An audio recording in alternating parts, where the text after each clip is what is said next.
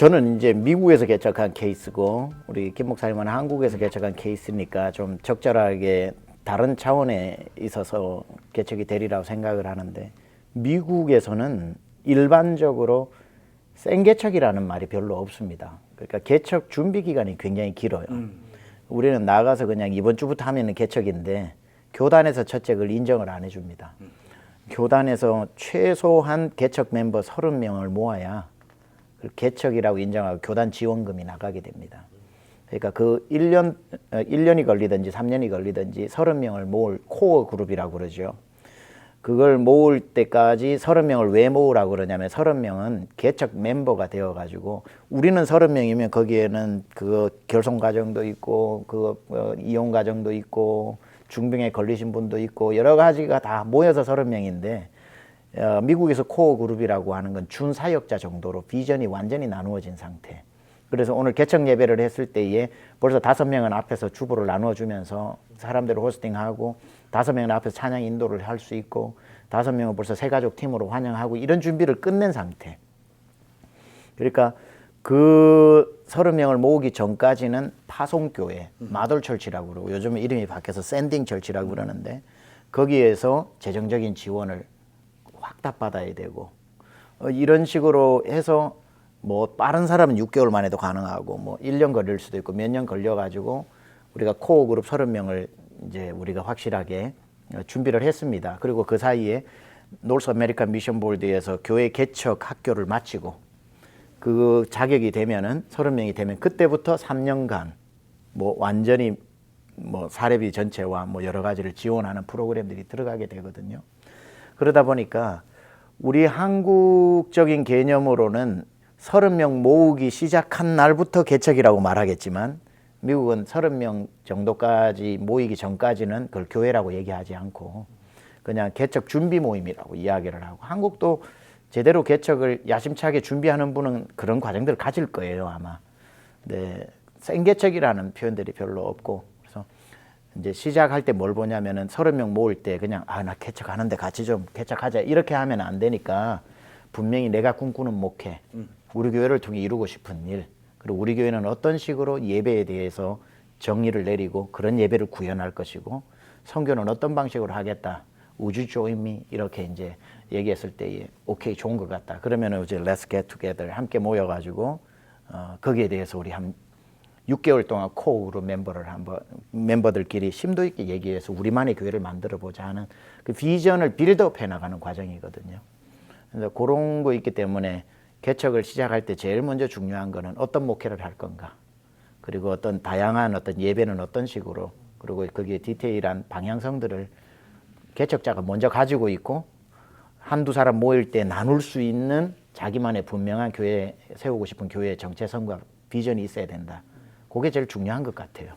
저는 그 최 목사님 지금 이야기해 주시는 이야기를 딱 들어보니까 제가 개척을 한번 해서 잘 안 돼 본 경험도 한번 있고, 또 우리 행신교회를 개척을 해가지고 비교적 좀 잘 된 경험을 이렇게 해본 적도 있는데, 이게 잘 된 이유가 뭘까 하니까 뭐 하나님 은혜다 이런 그 막 대도 아닌 소리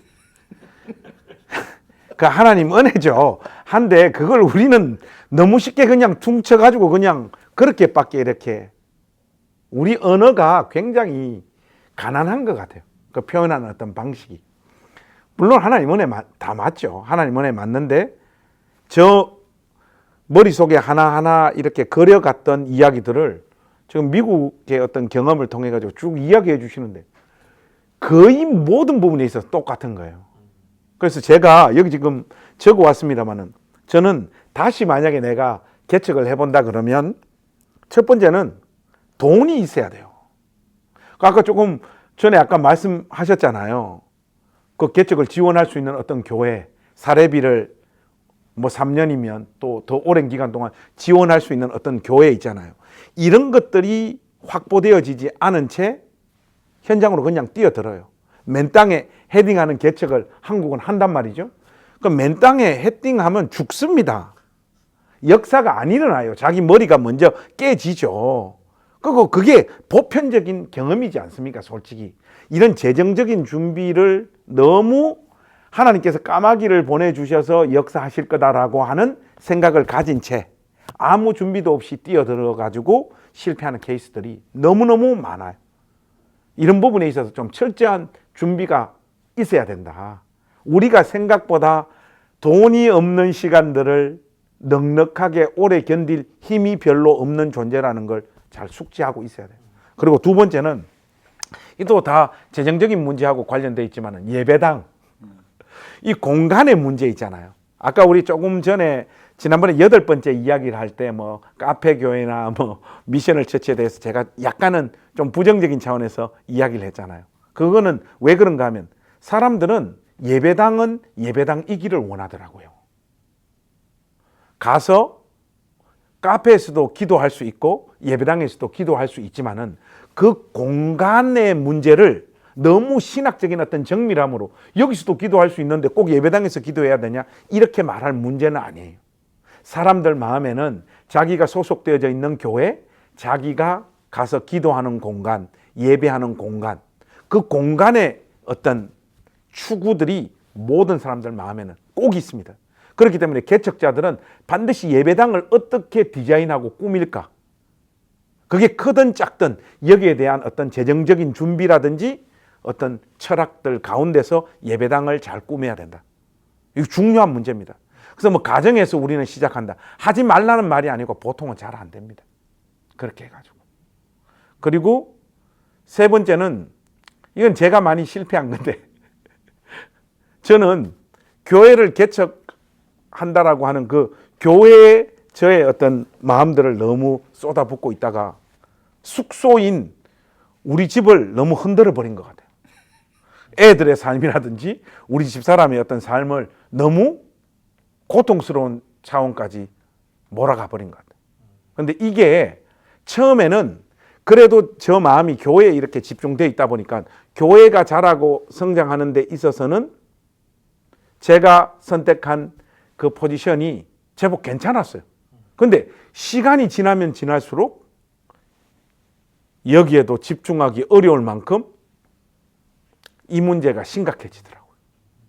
그래서 저는 만약에 다시 개척한다 그러면 우리 가정을 꼭 보호할 수 있는 어떤 장치를 마련하겠습니다. 그걸 흔들면서까지 이 교회에 더 집중해버리는 것은 교회에 더 집중하지 못하게 만드는 결정적인 요인이 되어지더라고요. 이런 것들 좀 잘 준비를 해야 될 것 같고요. 그 다음은 최 목사님 말씀해 주셨던 것처럼 목회 철학이나 방향이 분명해야 돼요. 그게 아니면 제가 그 최 목사님 잘 알지만은 뭔 방향이나 이런 게 없잖아요. 철학이 없어 제가. 그때그때 살면 된다 주의예요. 그러다 보니까 목회가 안 됐을 때는 별 문제가 없어요. 막 그만한 사람들 데리고 그냥 그 주 한 주 한 주를 잘 견디면 돼. 그런데 이게 사람들이 오기 시작을 하니까 우리 행신교회를 개척하고 난 다음에는 사람들이 오기 시작을 하니까 어떤 일이 벌어지는가 하니까 이 사람이 요구하는 거, 이 사람이 구현하고 싶은 교회가 각각 다 다르잖아요. 그 사람들의 요구에 따라서 왔다 갔다 막 제 목회가 사람들은 잘 모르지만은 저 안에서는 이게 막 흔들리고 이 사람 달래고 저 사람 달래고 하는데 제 목회적인 어떤 시간이나 에너지들이 너무 많이 소비되어지더라고요. 그래서 이렇기 때문에 교회를 시작할 때는 내가 어떤 교회, 어떤 예배, 어떤 가치를 구현해내는 교회를 세워야 되겠다라고 하는 그 이론적인 또 신념적인 어떤 탄탄한 어떤 철학들이 가지고 시작을 해야 된다. 그냥 갔다가는 개척교회만큼 한 사람의 인생, 한 가정을 비참하게 무너뜨릴 수 있는 더 효율적인 수단도 없어요. 까딱 잘못하면 개척 잘못해가지고 목회자 자기 인생뿐만 아니라 한 가정 자체가 삶이 흔들릴 수도 있는 자리로 내몰릴 수 있다. 그렇기 때문에 금방 최 목사님이나 제가 말씀드린 이런 부분에 대한 준비들을 좀 탄탄히 해서 시작을 했으면 좋겠어요. 근데 우리가 잘 아는 릭 워렌 목사님 같은 경우 그 세들백 커뮤니티 철치를 세울 때, 밸리 커뮤니티를 세울 때 그분은 정확한 타겟 그룹을 만들었죠. 세들백 샘이라고 하는 가상의 인물을 만들고 세들백 세라라고 하는 타겟 그룹을 세워서 우리 오렌지 카운티에 사는 백인 중산층, 그 당시로는 삐삐 들고 여기에 전화기 가지고 부유하게 사는 중산층을 위해서 우리는 접근한다라고 하는 자기들만의 타겟 그룹을 정해놓고 거기에 맞는 예배 스타일, 거기에 맞는 어떤 그 메시지, 거기에 맞는 어떤 아웃리치 이런 걸 다 했단 말이죠. 그러니까 목회적으로 보면 그분은 완전히 성공을 한 케이스죠. 그러니까 이 교회론에 따라서 우리 교회에 오는 타겟 그룹을 정할 것인가? 왜냐하면 우리 교회가 전 세계를 다 구원해야 된다면 타겟 그룹을 정하면 안 되겠지만 이 오렌지 카운티에 교회들이 많아서 다양하게 접근하고 있다면 우리 교회 하나쯤은 그들에게 맞는 교회로 다가가야 된다. 저는 충분히 가능한 이야기라고 생각하고 제 교회론 같은 경우는 마음이야 그렇지만 어찌 하나님 보내시는 사람을 우리가 취사 선택하겠느냐 하고 품다 보니까 초기에 헌신된 멤버를 구성하는 건 정말 어려워요. 정말 어려워요.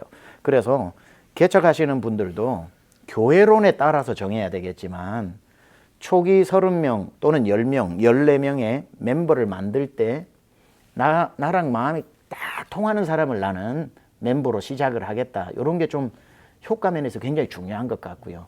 그게 아니라 그냥 보내시는 사람이 내 성도다라고 했는데 첫 번째 등록한 분이 상처와 가시와 모든 언어와 행동에 투성이인데도 지금은 개척 기간이라서 우리가 이런 상태입니다라고 분명히 말해줄 수 있어야 되는데 만약 그 한 분을 그냥 품어가지고 한다면 평생 그 한 분과 지내야 될 수도 있어요. 그 한 분의 가시가 새로 오는 사람을 다 찔러서 정착 못하게 만들 수 있거든요. 그러니까 내 교회론이 그거다. 나는 그 한 명 가지고 내 생명을 걸고 내가 죽을 때까지 2명의 성도가 안 돼도 이분하고 가겠다 그러면은 가면 되는 거예요. 왜냐하면 내 목회 철학이 그거니까. 그게 아니라 나는 정말 많은 사람에게 복음을 전하고 우리 교회가 좀 더 많은 사람에게 접근을 하기 위해서 우리 교회만에 접근할 수 있는 사람들과 우리 교회가 그들에 맞는 어떤 세상의 교회가 하나가 아니라 수천 수만 개이기 때문에 우리 교회는 이런 정도로 나가겠다라고 해서 그런 사람을 모으는 것. 그러니까 처음에 개척을 할 때 본인이 그걸 정해놓고 시작해야 될 것 같아요. 나는 개척 코어 그룹을 만들겠다. 아니면 나는 보내시는 사람 가지고 죽이 되든 밥이 되든 그냥 그게 교회고 그게 목사지 하고 시작한다면 그걸 또 감수하고 나가야 돼요.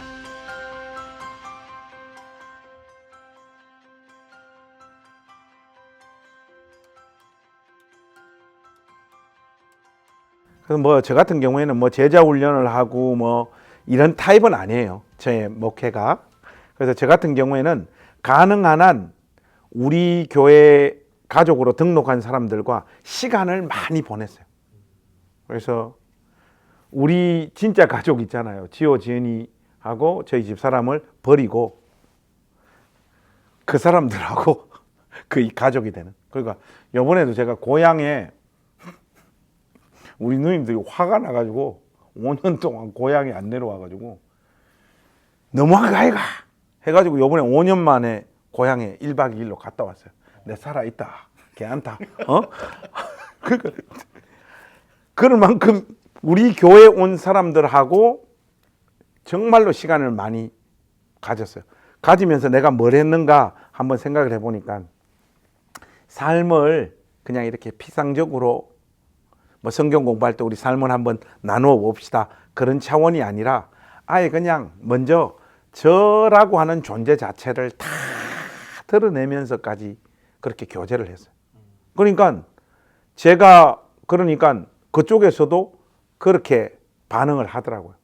그러니까 그런 사람들이 이렇게 많아지면서 뭔가 교회가 다른 어떤 것들이 없어도 뭔가 이렇게 좀 탄탄해지는 이런 느낌을 받았고 그런 강력한 어떤 내부적인 어떤 그룹들이 초장에 이렇게 좀 형성되었던 것 같아요. 그리고 시간이 지나면서 그런 작업들에 공을 들이고 마음을 쏟았던 것이 이 사람들을 중심으로 해서 다른 새 가족들이 우리 교회로 우리 교회로 오는 결정적인 통로가 되더라고요. 그냥 뭐 의미 없이 그렇게 신앙생활 하지 말고 그냥 방황하고 있으면 우리 교회로 와 하고 이 사람들이 강력하게 끌어당기고 오면 또 그 사람들 붙잡고 제가 이 사람들 구성했을 때처럼 그렇게 마음을 나누고 같이 시간을 보내고 또 신앙적인 대화를 나누고 하는 것. 그래서 제 같은 경우에는 개척 초기에 어떤 사역이 가장 중요하냐 했을 때 요런 정서적인 어떤 공감들을 불러일으키는 것을 굳이 표현을 하자면 저는 공동체성을 형성하는 시간이라고 봐요. 정말로 그런 어떤 공감대가 또 공동체성이 형성되어지고 나니까 이 사람들이 내가 설교를 죽을 쏘더라도 아니면 또 설교를 잘하는 날이든 죽을 쏘던 날이든 이 사람들이 제가 전하는 메시지에 대해서 굉장히 오픈된 마음으로, 그러니까 뭐 흔히 이야기하자면 대한민국에서 우리 목사님이 설교 제일 잘한다 이렇게 저를 여겨주는 식으로 저의 메시지와 저의 사역을 지지해 주기 시작을 하더라고요. 그래서 처음에 그런 공동체성을 좀 진하게 형성하는 이 일을 하는 방법과 수단은 각 사람마다 다를 거 아니겠습니까? 그죠? 그게 제자 훈련을 통해서 할 수도 있고 저 같은 방식으로도 할 수도 있고 기도회를 통해서도 할 수 있고 하는데 이 공동체성을 처음에 형성하는 이 일이 개척 초기에는 제일 중요하지 않을까 개인적으로 그렇게 생각을 해요. 저 같은 경우는 처음에 시작을 할 때 아예 5개년 그 계획을 잡고 시작을 했습니다. 그래서 그게 이제 저희 교회가 지금까지도 하고 있는 WORLD 이 5가지의 영어죠. 이제 월시핑 예배하는 교회, O는 오이코스 소그룹 목장, R은 이제 reaching out 구제하고 돕는, L은 life giving 이제 전도하고 선교하는, D는 discipling 제자 훈련하는. 그래서 이 5가지를 한꺼번에 다 개척해가지고 하려고 하니까 사람도 없고 재원도 없고 뭐 안 되니까 대부분의 이 5가지 사역 안 하는 교회는 대한민국에 없거든요. 근데 문제는 뭐냐면은 5가지를 동시에 하려고 하니까 잘 되지도 않고 여러 가지로 되니까 저는 처음에 시작할 때 1년에 하나씩 집중한다. 개척하고 우리는 무조건 제자 훈련도 없다. 우리는 성도도 없으니까 선교도 못 한다. 그리고 뭐 구제도 우리가 구제받아야 될 대상인데 누굴 구제하냐. 그 제자 훈련 배울 사람이 없는데 예배만, 그래서 제가 개척하고 예배에 목숨 거는 교회 이렇게 아예 정해놓고 예배만 집중을 했어요. 왜냐면은 그 다음에 이제 그 다음 해가 되면은 소그룹을 만들고 그 다음에는 이제 우리 교회 구제 사역들을 이제 시작을 하고 그 다음에 이제 선교 전략을 세우고 그 다음에 제자 훈련을 만들고 그 5년째나 6년째는 또 예배 이렇게 해가지고 평생 돌아가는 거거든요. 제가 미국에서 3바퀴 딱 하고 한국으로 부임했고 부임하자마자 예배, 오이코스, 그 다음에 리칭아웃 3년 지났거든요. 내년은 라이프 기빙입니다. 그렇게 이제 하는데 잘 부탁합니다. 라이프 기빙. 예, 알겠습니다. 근데 저는 질문을 가지고 얘기한다면 교회를 개척했을 때 제일 중요한 게 전 예배라고 생각을 해요. 예배에 집중을 해야 된다. 근데 우리 한국은 선교적 DNA가 있기 때문에 교회를 개척하면서부터 목회자 사례비는 안 받고 선교사님 도왔다 이걸 굉장히 이제 아너러블하게 생각을 하거든요. 그러나 목회자가 저는 목회에 집중할 수 있는 환경을, 만약에 교회에 아까 개척하면서 10몇 분이 도와줬던 목회자 사례비 저는 그분이 보통 진짜 훌륭하다고 생각하고 대부분은 목사님보다는 선교사님 도웁시다. 교회 본질을 먼저 생각을 해가지고 그쪽으로 확 가니까 목회자가 거기에 집중할 수 있는 힘이 빠지게 되는 거거든요. 근데 처음에 개척을 딱 하고 성도들이 오는 개척교회에 오는 사람은 제자 훈련에 관심이 있어서 오는 분 한 분도 없습니다. 그런 분들은 큰 교회에 가서 훈련 받고 싶어 하지 잘 돼 있는데. 그리고 개척교회에 오면서 선교에 막 불타는 사람이 오는 적이 없어요. 왜냐하면 선교 잘하는 교회에 가지. 아니 개척교회에 오는데 소그룹 잘 돼 있을 거라고 기대하고 오는 사람도 없어요. 개척교회에 오면서 지역사회 선교 구제 잘하겠거니 하고 생각하는 사람 없어요. 개척교회에 오는 사람 10에 9은 뭐냐면 예배라도 빠질 수 없으니까 예배라도 드려야지. 만약에 신앙 있는 사람이 온다 그러면. 그러니까 제가 보니까 미국에서 개척했을 때에 오는 사람은 하루 종일 새벽부터 낮 12시까지 일하고 집으로 가서 딱 자고 싶은데 밤을 새웠기 때문에 가는 길에 오후 예배 드리는 우리 교회를 왜 들어오냐 그러니까 예배는 안 드릴 수 없으니까. 그러니까 성도의 가장 기본으로 내려가면 제자훈련도 아니고 기도도 아니고 성경 읽는 것도 아니고 예배더라고요. 예배 그게 기복적이든 아니든 간에 예배는 드린다는 게 모든 성도 가운데 있고 목사님 예배는 드릴 테니까 성경 공부하라는 말은 하지 마세요. 정신없어요. 제가 예배는 드릴 테니까 구역 모임 오라는 말은 하지 마세요. 예배는 다 수용을 해요. 그때 제 생각에 내 목회 철학이 제자훈련에 있다 그러면 이분은 예배의 은혜 받고 싶어. 정말 목말라 있는데 예배는 빨리 후딱 끝나고 난 뒤에 자 제자훈련합니다. 앉으세요 해서 제자훈련을 강조한다면 이게 채워지지 않은 상태에서 제자훈련을 들어오지도 않을 뿐더러 모든 것의 열쇠는 보니까 예배에서 채워지고 난 뒤에 우리 예배 가지고 됩니까? 성경 공부 좀 합시다. 좋아요. 안 그래도 예배가 너무 은혜스러워서 뭔가 주를 위해 좀 하고 싶었는데 하고 다른 문이 다 열려요. 성교 갑시다. 예배 때 내가 안 그래도 은혜 받아가지고 성교 뭐라도 해야 될까? 다 여는 문이에요. 그래서 제가 봐서는 목회자가 개척교회라고 해서 개척교회처럼 설교하지 말고 정말 나는 예배에 목숨 건다 하고 목사도 설교를 그렇게 준비하고 저도 찬양하는 사람이 저밖에 없었어요. 기타 또르릉 치고 찬양인도 제가 하고 설교도 제가 하고 그렇게 했던 거거든요. 근데 마음 자세인 것 같아요. 뭐를 갖추어진 게 아니라 저희 집사람 옆에서 탬버린 치고 그게 다거든요. 근데도 아주 목숨 걸고 하다 보니까 그래도 밤새고 온 사람이 은혜를 받더라고요. 안 졸고. 아까 말했듯이 그러면 그 사람이 데리고 옵니다. 그 다음 주에 누군가를 데리고 오고. 그래서 제가 봐서는 예배에 가장 집중하는 게 개척했을 때 제일 중요한 거 아닌가.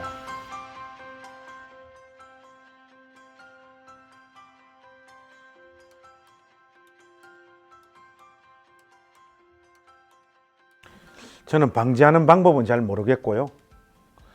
개척 초기에 목회자들이 가장 많이 실수하는 거, 이건 이제 저의 경우하고 또 주변에 있는 우리 동료들 실수하는 거 중에 제 대표적인 거 제가 몇 가지 좀 이렇게 정리해 가지고 왔습니다. 첫 번째는 교회론이 너무 이상적이야. 이런 교회는 다 안 되더라고요. 아까 본질 이야기 했잖아요. 제가 또 본질이 이긴다 썼잖아요. 근데 해보니까 본질이 져. 제가 이제 2탄으로 본질이 지더라. 그거 지금 한 권 쓰려고 지금 준비 중입니다. 그 본질의 문제 천착하다가 뭔가를 놓칠 수 있는 거. 그러니까 보면 개척을 막 시작하는 목사님들이 이 마음이 비장하다 보니까 이 땅에서 도저히 구현할 수 없는 교회론을 가지고 있고 죽어도 나는 이것은 포기하지 않는다라고 하는 자기 생각에 이렇게 갇혀 있는 젊은 목회자들이 의외로 많더라고요. 이게 유연하지를 못하는 거예요. 유연하지를 사람이 그렇게 하면 마치 뭘 타협하는 것처럼. 그래서 이런 문제, 자기 교회론을 이렇게 뒤돌아봤을 때 그냥 딱 대놓고 이야기하면 개척교회 때는요 타협도 좀 할 줄 알아야 돼요. 이 말을 오해 없이 들었으면 좋겠어요. 목회자. 그리고 두 번째는 목사님들 다 물어보면요 자기가 다 설교 잘한다고 생각해요. 내가 다른 건 몰라도 설교는 좀 한다는 거예요. 사람들이 모여 있으면 내 설교 한번 들으면 사람들이 다 등록하고 내 설교는 인정해 줄 거라고 생각하는 목사님들이 굉장히 많더라고요. 의외로. 그러니까 안 그렇습니다. 네 설교 못해요. 실질적으로 유튜브를 이렇게 보면 와 정말로 설교 잘하는 목사님들 많아요. 너무 많고 너무 뛰어난 목사님들 많아요. 그러니까 자기 설교 있잖아요. 자기 설교에 대한 철저한 자기 객관화가 좀 이루어졌으면 좋겠어요. 자기 어떤 설교에 대해서 내가 주회도 뛰어나고 적용도 뛰어나고 스피치도 뛰어나라라고 하는 이런 어떤 생각에서 좀 빠져나와야 돼요. 그것 때문에 목회가 안 되는 경우들이 굉장히 많아요. 우리가 들었을 때는 진심은 넘치는데 성질만 내고 있어. 근데 본인은 이제 그게 진심을 토로한 게 설교를 잘하는 거라고 이렇게 생각하는 경우들이 굉장히 많더라고요. 그리고 세 번째는 아까 좀 이야기하다가 제가 스스로 이렇게 고백한 건데 교회에 집중하다가 가정에 문제가 생기는 이런 경우도 많더라고요. 제가 이거는 그 통합 측에 있는 어떤 장동학 목사님을 통해 가지고 배우게 된 건데 그 목사님이 교단에 부부 목회자 서로 더 사랑하는 이런 어떤 프로그램을 인도하시는 목사님이세요. 근데 그 목사님께서 그런 말씀하시더라고. 개척교회 시작하는 목사님하고 사모님 사이가 안 좋으면 그 교회 절대 부흥 안 된다. 그거 굉장히 일리 있는 말이에요. 그러니까 개척을 시작하기 전에 자기 지금 가정의 온도를 한번 체크해 볼 필요가 있어요. 그리고 그게 앞으로 지금 7년, 6년이 지금 기다리고 있잖아요. 한 7년은 그 기간을 견뎌낼 수 있는 정말로 이 서로를 향한 신뢰와 뜨거움이 있는지, 그리고 그 시간을 어떻게 잘 견뎌낼 수 있을지, 이런 부분들이 생각보다 롱런하는 부분에 있어서 굉장히 중요하더라고요. 그리고 이거는 이제 좀 큰 교회에 있다가 그 개척 이렇게 든든하게 좀 지원받아 가지고 개척하는 목사님들이 많이 실수하고 잘못하는 부분들이 어떤 건가 하면, 이게 지금 뭐 우리 강남중앙침례교회처럼 이게 시스템이 딱 갖추어져 있는 교회에서 부사역자로 어떤 부서를 맡아서 청년부 해가지고 막 사역에 열매가 나타나. 이러면 나에게 청년부 사역에 대한 달란트가 확실하게 있구나라고 스스로 생각하는 거예요. 그래서 개척을 합니다. 하면 안 돼요. 그러니까 그 사역이 이렇게 꼽힐 수 있었던 것은 자기가 미처 인식하지 못했던 담임 목사님의 배려, 그 교회 안에 이런저런 모든 좋은 시스템들이 함께 했기 때문에 나타났던 열매인데, 그걸 예리하게 캐치하지 못하고 자기 스스로에 대해서 나는 이런 쪽으로 달란트가 있다라고 이렇게 뛰어들어가지고 이 광야 같은 개척교회 현실에서는 자기가 잘한다고 생각했던 사역이 전혀 열매 맺지 못하는 이런 실수를 하는 사역자들이 꽤 많더라고요. 그리고 마지막은, 이건 이제 제가 많이 했던 실수인데, 개척교회 때는 한 사람이 중요하잖아요. 그 한 사람을 붙잡기 위해서 목회의 어떤 철학이나 원칙을 무시했던 거. 일단은 지금 그 한 사람이 있어야 되기 때문에 내가 뭐 비굴해진다든지, 기본적으로 이거는 타협해서는 안 되는 부분들을 어떻게 좀 타협해서라도 이 사람 붙잡은 거. 근데 그거는 시간이 지나면 지날수록 이 독이 돼가지고 반드시 교회나 내 삶에 부정적인 어떤 영향을 미치게 되더라고. 뭐 예를 들면, 목사님 기부금 영수증 조금 더 써주세요. 알겠어요. 뭐 이런 거 좀 써주고, 그 사람 지금 안 써주면 꼭 교회 나갈 것 같은 그런 두려움들 때문에 뭐 써주고 했던 이런 거 있잖아요. 이런 것들은 반드시 시간이 지나면 독이 되더라고. 저도 이제 김 목사님 처음에 얘기했던 거하고 비슷한 것 같아요. 우리가 그 본질, 그리고 추구하는 교회의 이상, 그게 이제 다다르는 우리의 지향점이고 목표인데, 그게 이미 이루어진 것 같이 생각을 해서 너무 강하게 시작을 하다 보면 사실 그게 내가 생각하는 교회의 본질인 거지, 성경적인 교회의 본질이라고 하는 거에 대한 100% 확신된 검증이 아니잖아요.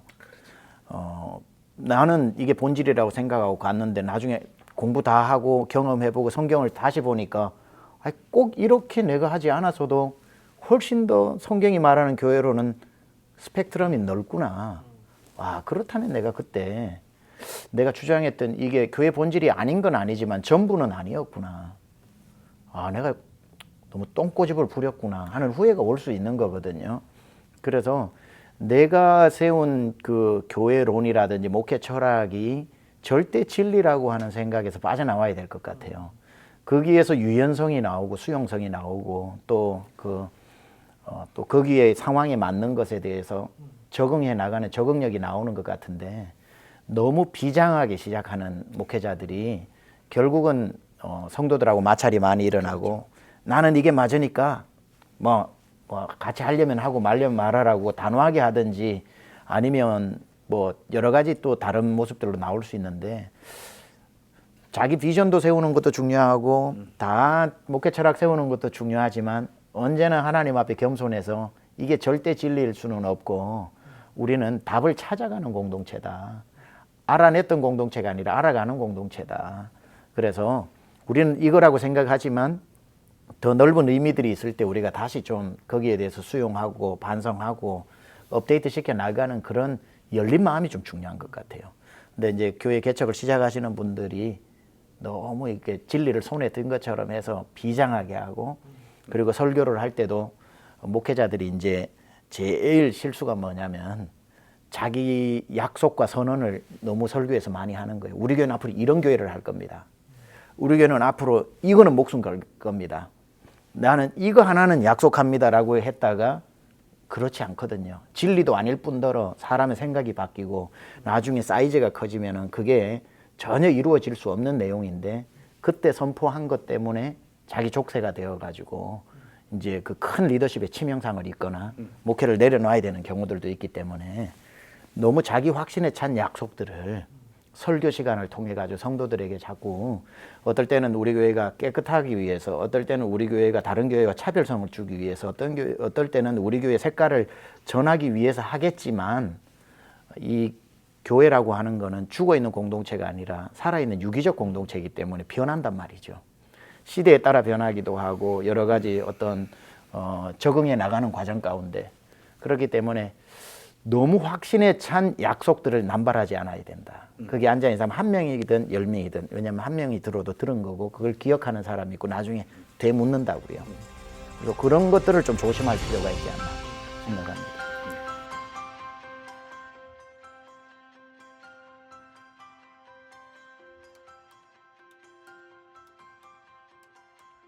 저는 처음에 이제 제일 힘들었던 게, 제가 저를 제일 괴롭혔어요. 그 뭐냐면 이곳으로 제가 이제 유학 가서 교회를 시작하게 된 거기 때문에 환경에 떠밀려서 하게 된 거거든요.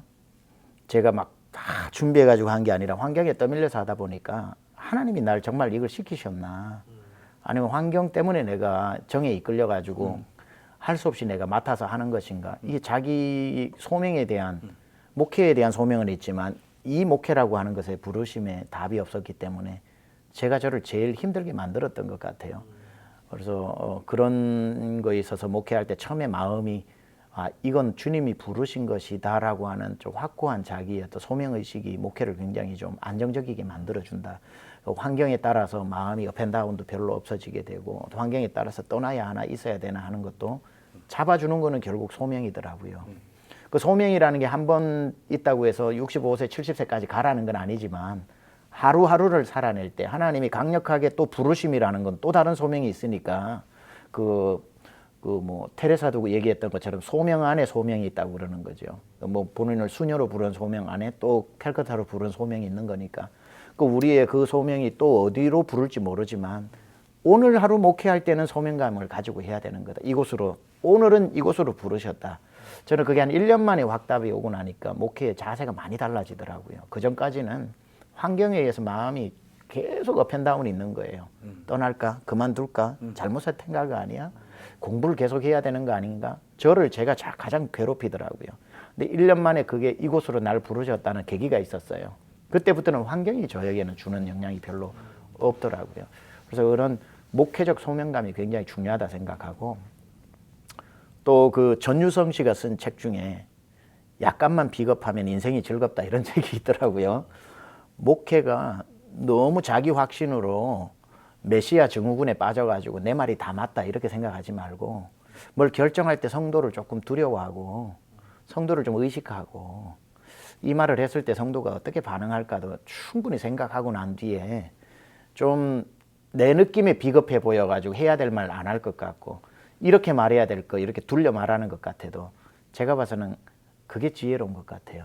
결국은 남을 의식한다고 하는 거는 비겁한 게 아니라 상대방의 생각을 염두에 두면서 배려한다는 차원이기 때문에, 어떤 좀 목회를 처음 시작했을 때 너무 이렇게 당당하지 말고 하나를 결정해도 성도의 생각을 10가지로 생각을 해보고, 오늘 얘기하고 싶은 얘기도 좀 기다렸다가, 그래서 항상 저는 아무리 진짜 급한 거야 할 수 없지만 저녁에 써놓은 이메일은 아침에 보내지 저녁에 안 보내거든요.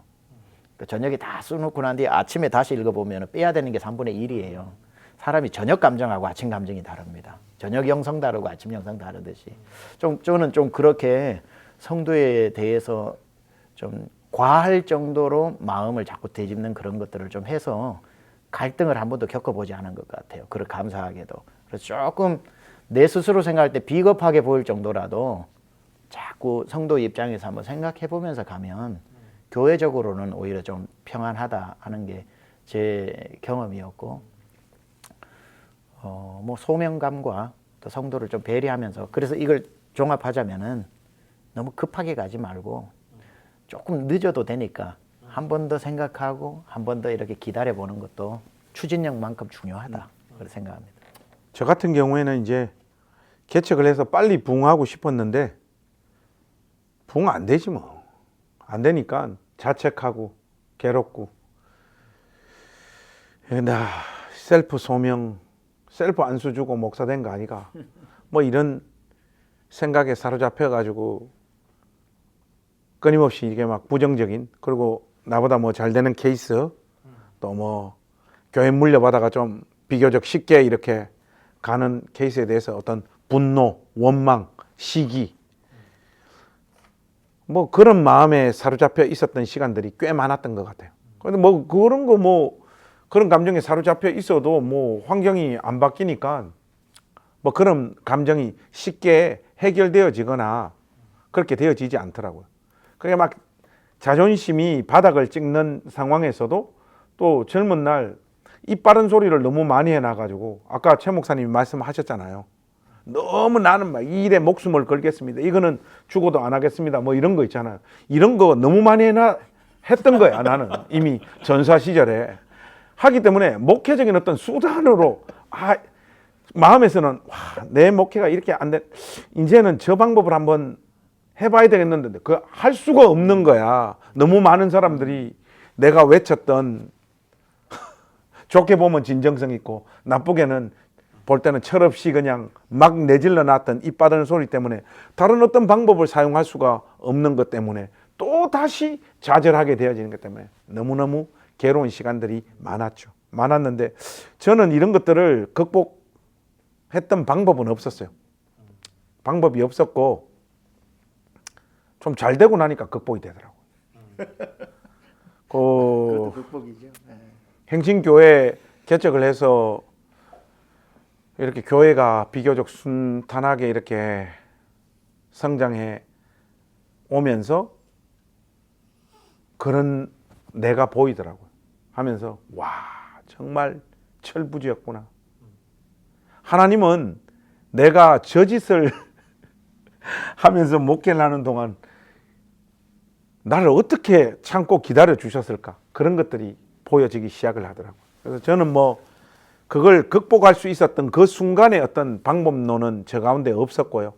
이 긴 시간 속에서 하나님이 내 안에서 일하셨던 것 같아요. 그러면서 그런 철부지 같았던 내 모습들, 실수했던 내 모습들을 우리 후배들은 반복 안 했으면 좋겠죠. 그런 것들을 좀 있는 그대로 우리 후배님들에게 말씀드리고 싶어요. 저처럼 하지 말라고.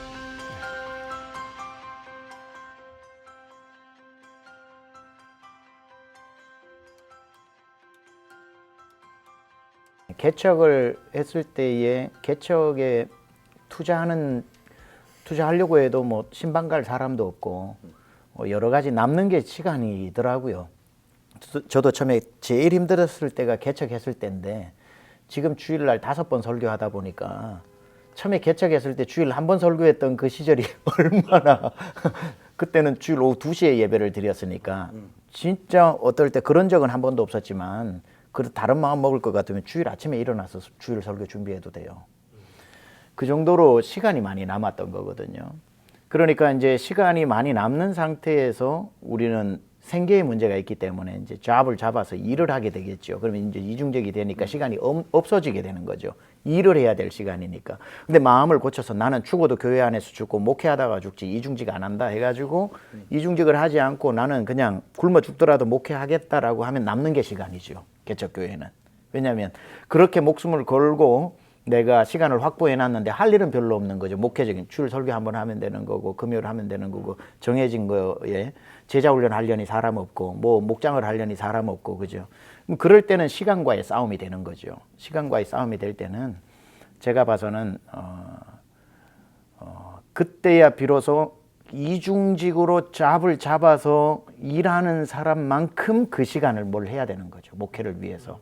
안 그러면 정말 시간이 남아 매너리즘에 빠지게 되고 매너리즘이 좋은 것도 아니고 자괴감에 빠지게 되고 그래서 저 같은 경우는 처음에 사역을 시작하면서 저희 집사람이 제가 전도사로 있을 때 가발 가게에서 일을 했는데 담임 목회를 시작하면서 가발 가게 무조건 안 다니는 걸로 하고 그냥 목회에만 집중을 했는데 사례가 나오지 않는 상황이었었어요. 가끔씩 100만 원 뭐 얼마 이렇게 줄 때는 있었지만 그거 가지고 이제 그냥 우리는 죽든지 살든지 한번 해보자. 그렇게 하고 난 뒤에 남는 게 시간이죠. 정말 남는 게 시간이죠, 이제. 그래서 그때 새벽 기도를 이제 깨서 하고 미국 교회에서 열어주지 않았기 때문에 새벽 기도를 하면서 새벽 기도 마치고 잠시 좀 옷을 다시 갈아입고 난 뒤부터 제 거실에서 아침 9시부터 저녁 5시까지 저는 거실로 출근을 했어요. 옷 다 갈아입고 양복 입고 그래서 우리 집사람한테 안방에서 거실로 나 출근한다 그러면 우리 집사람은 이제 목회 방해 안 하려고 유모차 태워가지고 밖으로 나가가지고 도는 거예요. 이제 그러면은 거실에서 거의 하면 5시 딱 맞추면 여보 퇴근했어 그러고 그때 옷 갈아입고 그래가지고 초창기 몇 년 동안 저희 집사람이 제 반바지 입은 것도 잘 못 봤어요. 자기 말이 그래요. 나 당신 반바지 입은 게 기억이 안 난다고 그렇게 얘기를 하더라고요. 그러니까 자기의 완전히 저는 그게 성도와 약속이라고 생각을 하고 내가 다른 일을 하지 않는다고 해서 시간을 확보해서 다른 일을 하는 게 아니라 목회로 쏟아내는 거다. 그렇게 생각을 하고 그다음부터는 이거 저희 우리 가족에게 할 짓이 못 되더라고요. 제가 있는 것 때문에. 그러니까 이상하네. 이상하지. 집을 침범해버려서는 안 되겠다 해서 그때 나간 게 어디냐면 이제 커피숍으로 나가게 된 거죠. 새벽 예배 딱 마치자마자 커피숍으로 가서 낮 12시까지. 뭐 신방 오라는 데도 없으니까 하루에 무조건 7시간은 앉아가지고 준비한다. 그게 지금까지 20년 루틴입니다. 제가. 네. 뭐 그런 식으로 시간에 대한 거, 자기 헌신이 좀 필요한 것 같고 약속이 필요한 것 같아요. 저 같은 경우에는 뭐 요즘 그 개척을 해 있는 이 목사님들 사례들을 이렇게 보면 사진에 미쳐 있는 분, 여행에 빠져 있는 분, 커피에 빠져 있는 분 다양해요. 근데 뭐든지 선이 있잖아요, 선. 근데 그런데 이 시간을 투자하시는 분들이 선을 넘어버리더라고. 어느 순간이 되면. 사진 찍는 분들은 들로 바다로 이게 또 여행하고 이렇게 케미컬이 또 만나요. 여행 가서 이제 또 하니까 여행 가는 걸 좋아하는 사람이 사진 찍는 목사님하고 이렇게 또 만나서 야, 저 교회가 많이 어렵다 하는데 어려운 이유가 있네 싶어요. 도를 넘어버리니까. 맞아요. 그런 케이스가 많아요. 또 여행 가면 재밌잖아요.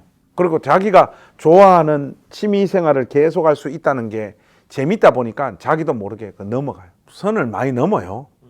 그러니까 이제 시간이 그렇게 흘러가다 보니 뭐 목회 어떻게 하겠어. 목회만큼 재미없는 게 어디 있어, 인간적으로야. 하는데 뭐 내 설교 한번 하면 뭐 한 주에 5명씩 등록하면 목회 재밌지. 근데 거기에 대한 어떤 열매가 안 보이다 보니까 그 탈출구로 그런 삶을 선택을 하다 보니까 그쪽으로 그냥 막 휩쓸려 가버리는 거예요. 그래서 저는 사진을 아주 잘 찍는 목사님들을 별로 신뢰를 안 합니다. 얼마나 찍었으면 저 경지로 갑붙겠노. 우리의 원래 부름은 저거 아닌데 그런 생각이 드는 거죠. 근데 이거는 이제 저의 실수이기도 하고 저의 경험으로 하자면 저 같은 경우에는 뭐 개척 처음 하니까 뭐 지방의 목사님들 방문하셔가지고 개척교회는 신방을 많이 해야 된다는데 신방 갈 사람이 있어야지 신방을 하지 없더라고. 그래서 그 남고 남는 시간을 뭘 해야 될지 방법이 없더라고요. 그래서 저 같은 경우에는 우리 집 앞에 있는 도서관을 출근했어요. 가서 도서관 문 열고 도서관 문 닫을 때까지 책만 읽었던 것 같아요. 근데 그게 별로 그때 당시에는 좋은 경험은 아니었어요. 왜냐하면 책 읽으면서도 막 끊임없이 분노가 올라오는 거예요. 자책하고. 근데 뭐 방법이 없다 보니까 그 책만 읽었던 거예요. 누가 보니까 목사님 그때 읽었던 책들이 목사님 사역을 준비하게 하신 하나님의 큰 그림이었다는데 다 헛소리고요. 별로 그런 것도 없어요. 방법이 없어서 그냥 그 시간을 그렇게 보냈던 것 같아요. 저 같은 경우에. 그래서 지금 이렇게 뒤돌아보면 최 목사님이 존경스러운 게 성도들과의 어떤 성도들이 지금 내 삶을 보고 있지 않지만은 자기 삶을 쳐서 스스로를 복종시키잖아요. 우리한테 이런 경건의 훈련이라든지 이런 정도의 마음이 없이 교회를 개척해가지고 교회를 어떻게 세울 수 있겠나 싶어요. 의미 있는 일은 괴롭고 고통스러운 시간을 지나야지만 만들어지더라고요. 그런 어떤 결과물들이 그 삶이 떠밀려 오는 걸 견딜 수 없어서 너무 많은 취미생활이라든지 너무 많은 여행이라든지 너무 많은 자기가 좋아하는 어떤 일들의 시간을 보내는 것은 저는 하나님 앞에서 그 로열티를 잃어버린 거라고 생각합니다.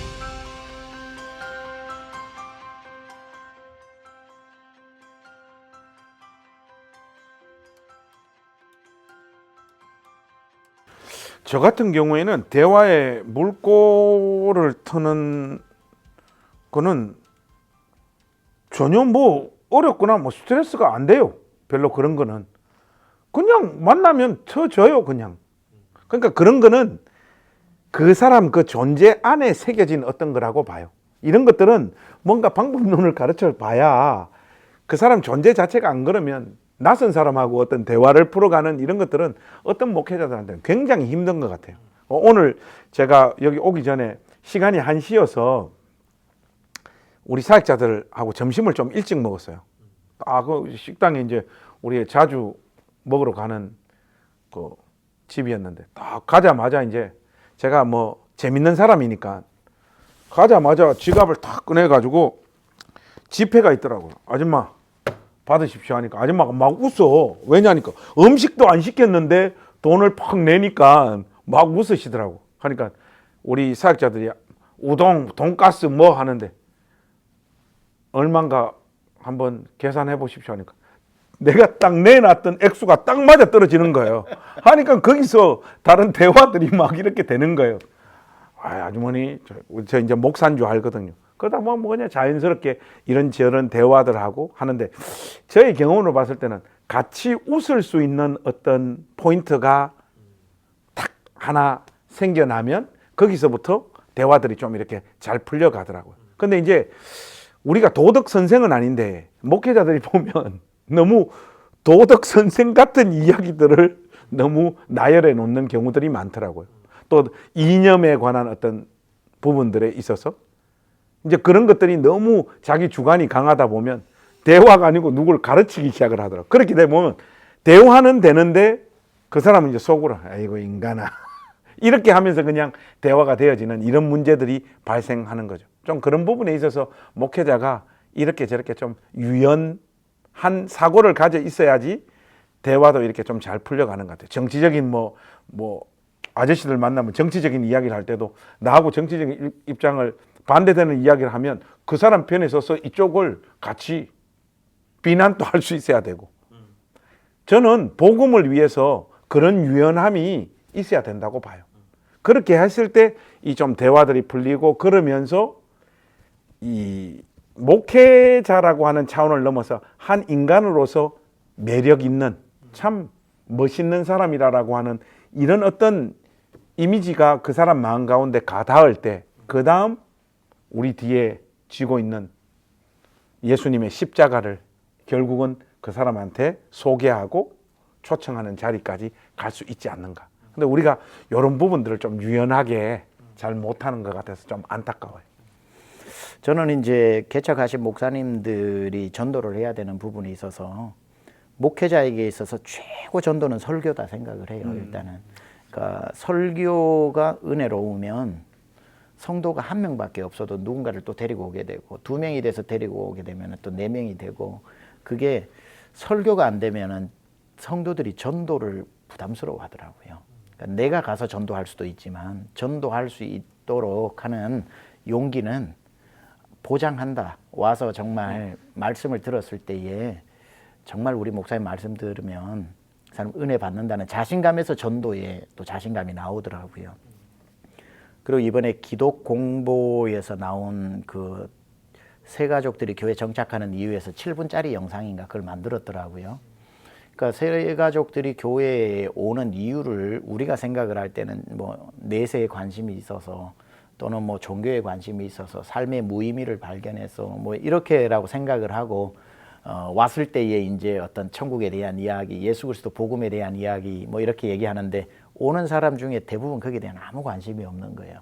관심이 없고 가장 많은 숫자가 언제 전도됐냐 그러니까 힘들기 때문에 힘든 일을 만났을 때 삶의 어려움을 만났을 때 전도가 무조건 된다는 거예요. 그때는.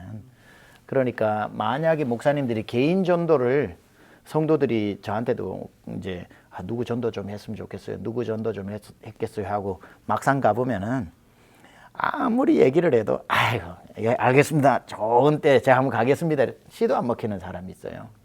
사실 그거는 성도들이 계속 그분 만나면 되는 거고 절 부를 이유가 없는 분들이에요. 제가 사람을 감화감동시키는 언변이 있는 것도 아니고. 그런데 거의 10중 8구 되는 분은 뭐냐면은 큰 병을 얻은 소식을 받았다거나 자식을 먼저 보냈다거나 아니면 사업에 큰 어려움이 있거나 부부싸움을 엄청나게 했거나 그분들은 제가 찾아가서 전도 안 된 적이 없어요. 그러니까 항상 누군가에나 마크 뷰캐넌의 말처럼 영혼의 사계절이 있는데 겨울이 있다고 항상 사람에게. 겨울이 전도하기엔 가장 좋은 때인 것 같고 심지어 우리만 하더라도 다 겨울 때 주님을 만났던 경우들이 많거든요. 그래서 전도도 타이밍인 것 같아요. 개척교회 목사님들이 누군가를 전도할 때에 그냥 누구 교회 안 다니는 누가 있다는 것보다 한 걸음 더 나가서 누가 지금 어려운 상황 가운데 있다. 그런 사람을 찾아갔을 때는 불교가 종교라도 목사를 환영합니다. 심지어 기도 한번 해드리겠습니다 하는 거 있어서 아이고 됐습니다 하는 사람 없지는 않지만 거의 없습니다. 그래서 그런 분들 그럼 교회 한번 나오십시오라고 했을 때도 나옵니다. 지푸라기 잡기 위해서. 그래서 개척교회가 어떤 매력을 가지고 있는 게 아니기 때문에 뭐 환경의 매력을 가지고 있는 게 아니기 때문에 기도가 필요한 분들, 영혼의 겨울을 만난 분들을 집중적으로 전도하러 가는 게 제일 좋은 것 같고 그리고 개척교회에 와서 정착을 하려고 하면 겨울을 만난 사람이 왔을 때 봄에 대한 이야기를 해줄 수 있어야 되기 때문에 상담적 설교라든지 치유적 설교라든지 하나님의 은혜에 대한 설교들을 그게 복음의 타협이 아니잖아요. 우리가 계속 예수 천당 불신 지옥만 얘기해야 본질인 건 아니니까 말씀을 풍성하게 해서 성경도 재밌네. 그런데 거기에서 내 상황에게 정확하게 맞는 이야기들이 전해져 올 때 울림이 있는 거죠. 그러니까 그렇게 해서 들어와서 나중에 복음까지 갈 수도 있는 거니까 제가 봐서는 개척교회에서는 항상 어떤 사람의 겨울을 만난 사람들을 위한 메시지, 겨울을 만난 사람들을 찾아가는 게 개척교회로서는 가장 그 경쟁력 있는 목회 전도 전략법이 아닌가.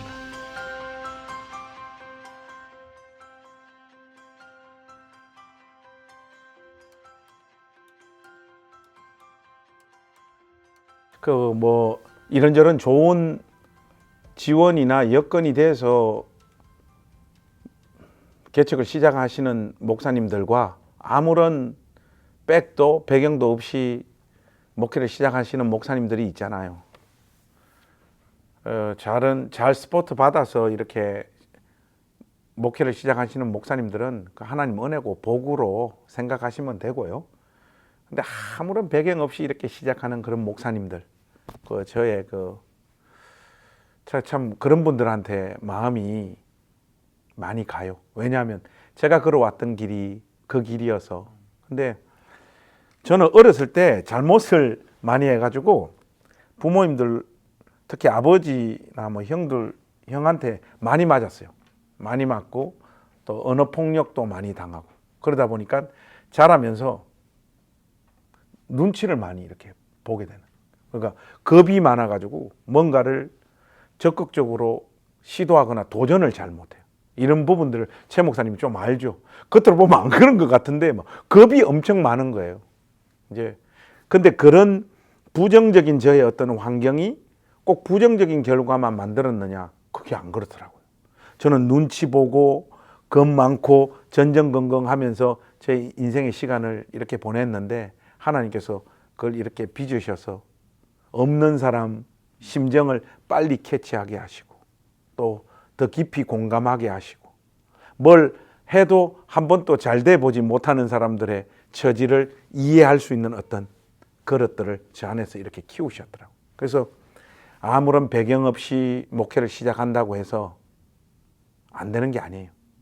그리고 모든 환경이나 배경적인 지원들이 있다고 해서 개척교회가 꼭 되는 것도 아니더라고요. 그래서 자기의 삶의 조건을 믿음으로 수용하면서 한 걸음 내딛는 것, 그게 저는 개척교회를 시작하는 목사님들의 가장 중요한 제사라고 생각해요.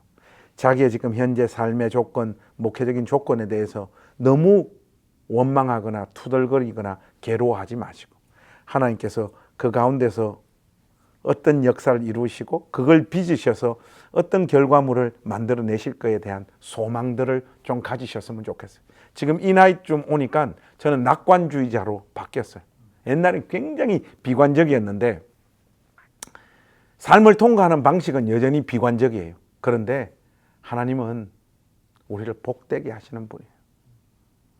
그러니까 우리 개척을 시작하시는 목사님들 너무 두려워하지 마시고 오늘 하루 신실하게 지금 할 수 있는 그 일들 감당하시면서 걸어가 주시기를 부탁드리고 싶습니다. 저는 좋은 믿음의 같은 길을 걷는 친구들을 잘 만나야 한다, 그렇게 생각합니다. 제가 달라스 목회할 때도 아주 유능한 개척을 이제 하신 목사님이 있는데 제가 좀 가까이 지내다 보니 그 주변에 이제 뭐 목회 스터디도 하고 이렇게 신학 공부도 하는 모임에 그분이 참여를 하시는데 이거는 뭐 오해 없어야 되는데 이렇게 모이는 그 모임이 건설적인 모임이 아니고 좀 모여서 나누는 대화들이 굉장히 자조적인 그런, 그리고 어떤 목회자, 모든 목회자들을 비판하고 이렇게 분석하고 건설적이라기보다는 파괴적인 모임에 가깝더라고요. 그래서 제가 그 목사님을 너무 사랑하기 때문에 제가 이렇게 얘기했어요. 목사님 진짜 목회 잘하려면 그 모임 안 갔으면 좋겠다. 그리고 좋은 친구를 사귀어야 된다. 나 부족하지만 저희 교회는 굉장히 큰 교회였고 그때 그분은 이제 개척을 한 지 얼마 안 됐는데 내가 만약에 괜찮다면 내가 친구가 돼주겠다. 같이 나랑 친구하자. 그렇게 해서 그분하고 뭐 오기 전까지 친구를 했는데 목회를 지금 너무 잘하고 있거든요. 그분도 그렇게 얘기합니다. 그때 목사님 얘기해 주셔서 좋은 친구 만난 게 목회에 굉장히 큰 도움이 된 것 같다. 그 다니엘이 그냥 있는 게 아닌 것 같아요. 사드락, 메삭, 아벳느고가 같이 있어야 또 다니엘이라고 하는 그런 인물들도 있는 거니까 개척하신 목사님들이 뭐 나름대로 목회의 시간이 있기 때문에 또 모임들이 있고 참여하는 모임이 있는데 친하다고 다 모일 것도 아니고 어떤 뭐 무조건 모임이 있어서 갈 것도 아니고 이 모임이 나의 목회와 내가 지향하는 것에 있어서 철을 날카롭게 하는 건설적인 모임인가, 나에게 굉장히 유익이 되는가. 한 번만 갔다 와도 목회적 창의적 아이디어가 막 생기고 내가 어떤 부분에서 목회를 해야 되는지 하는 게 밤에 잠이 안 올 정도로 막 날 깨워가지고 흥분시키는 그런 모임들이 있다면 계속 가야 하지만 자기 위안적인 푸념을 늘어놓는 모임들이 많거든요. 가서 한 시간 몇 시간을 얘기를 하고 와도 대한민국에 있는 목회자들 다 그냥 거기 도마에 올려놓고 이야기하면서 오는 거 속은 시원하고 그래 큰 사람들 부러워할 필요 없어. 그러면서 나의 어떤 뭐 자존심을 지킬 수 있을지는 몰라도 그게 목회에 큰 도움이 되는 건 아니거든요. 그래서 좋은 모임을 만들고 그러니까 내가 꿈은 목회가 좀 잘 되는 건데 나는 너무 목회 스터디 그룹만 내가 만약에 한다 그러면 스터디 그룹은 좋은 것도 나쁜 것도 아니에요. 정말 좋은 거지만 내가 지향하는 것에 있어서 이 아까운 시간을 투자했을 때에 만약에 큰 도움이 되지 않는다면 이 모임은 나쁜 모임은 아니지만 내게 유익한 모임은 아닌 거겠죠. 시간이 많다면 10개, 5개 뭐 다 참여하겠지만 그래서 자기가 지향하는 것과 성격이 맞는 그런 모임을 잘 만들면은 사드락, 메삭, 아벳느고, 다니엘 같은 사람 나오리라 생각을 하고 감사하게도 우리 모임 이렇게 중에 우리 침신대 학번 중에 많은 우리 같이 목회를 하는 분들도 있지만 저희들이 이렇게 가까이 지내는 또 목회자 몇 분이 이번에 우리 교단에서도 뭔 일을 할 때 보면 굉장히 헌신을 많이 하게 되더라고요. 결국은 같이 이렇게 공유하고 서로 격려하고 아이디어 나누고 하는 게 또 같이 동반 성장하더라고요.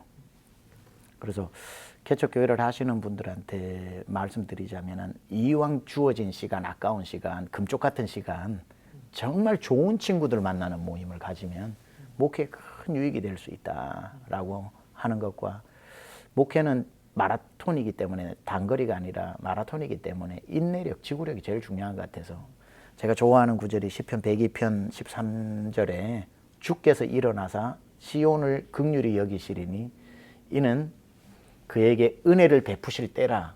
왜 베푸시는가? 정한 기한이 다가오민이라 그랬거든요. 목회도 다 하나님이 역사하는 때가 있더라고요. 그러니까 쭉 걸어가다 보면 은혜가 임할 때가 있어요. 왜 임했냐 보니까 정해놓은 기간이 왔기 때문에. 그러니까 다 그때그때마다 하나님이 정해놓은 또 시간표도 있더라고요. 그거는 지나지 않으면 만날 수 없는 은혜이기 때문에 포기하지 말고 좀 쭉 걸어가 보면 또 정한 은혜의 기간들을 만나서 또 하나하나 넘어가지 않을까 생각하고 힘냈으면 좋겠습니다. 우리가 뭐 다 잘 돼 가지고 이렇게 만난 사이가 아니고 신학교 1학년 때부터 만나 가지고 가장 가깝게 지냈던 친구들이거든요. 뭐 우여곡절도 있었고 많이 있었지만 결과적으로 최 목사님 말 들으면서 문득 그게 생각나네요. 결국에 다 잘 돼 가지고 또 있었던 게 아마 서로가 서로한테 미쳤던 어떤 영향력들이 있었던 것 같아요.